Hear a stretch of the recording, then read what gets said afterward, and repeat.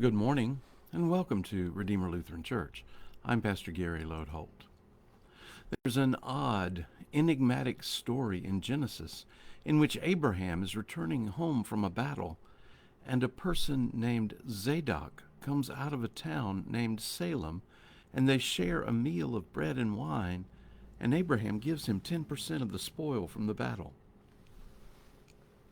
There are many fascinating possibilities. Is the town of Salem an early settlement of Jerusalem? What about possible connections between that meal of bread and wine and the Last Supper? And Abraham's gift to Zadok is the first example of a tithe in the Bible. Why did Abraham give it? As I said, this is an enigma that leaves us with more questions than answers. Nevertheless, let's focus in for a moment on that tithe. We know that we are supposed to give back 10% of all that God has given to us. God has blessed us abundantly, and we are supposed to enjoy those blessings using 90% ourselves. We're supposed to give 10% back to God for God's work in the world. Many of us fall short of that goal. However, a blessing from God that we might not think about often is the gift of time. One way to think about Lent is that it is almost 1/10 of the year. So in some ways, our spiritual focus in Lent is a tithe of our time that God has given us. Lent, in some ways, is a fast of our time, renewing our dedication to God. This week, as we begin Lent, we are looking at some Bible stories about fasting, and today we want to look at the fasts of King David and Elijah. And let's start with King David. We have talked about the events surrounding David's fast several times in the past, and I have described it as must-see TV if it were the topic of its show today. The story involves sex, palace intrigue, betrayal, murder, plots and schemes, and sudden revelations. Of course, I'm talking about King David's adultery with Bathsheba. As a quick reminder, David lusted after Bathsheba, who was married to Uriah. He slept with her while her husband was away at war on behalf of King David, and she got pregnant. David brought her husband home, but when he wouldn't go into her so that he could remain pure for battle, David sent orders to abandon him on the field of battle so that he would be killed. Then he moved Bathsheba into the palace and married her. What a scandal. And of course, God knew all about it, and the prophet Nathan exposed it to David and told him that as a result, the child born to Bathsheba would die. And that's when David did an interesting thing. After the prophet left, the young boy became very ill. David immediately went into prayer and fasting for his son.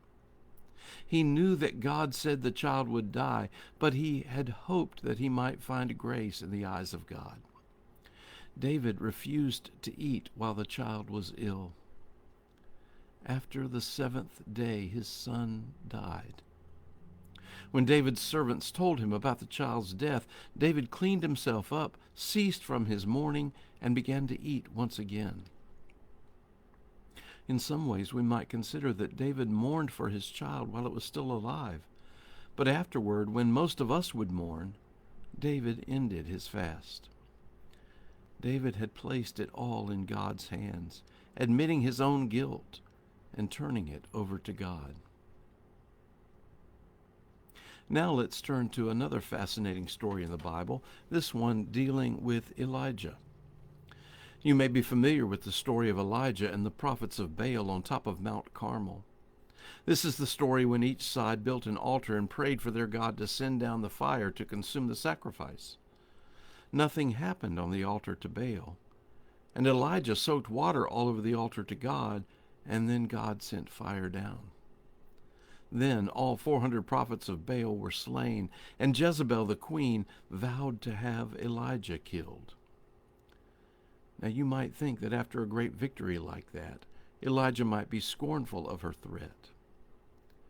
Instead, Elijah fled. Scripture tells us that he fled into the wilderness and, exhausted, lay down for a nap. "I wish I could die," he said. "I alone am left faithful to God." Despondent, he fell asleep. When he awoke, an angel was there and fed him food, and then Elijah slept again.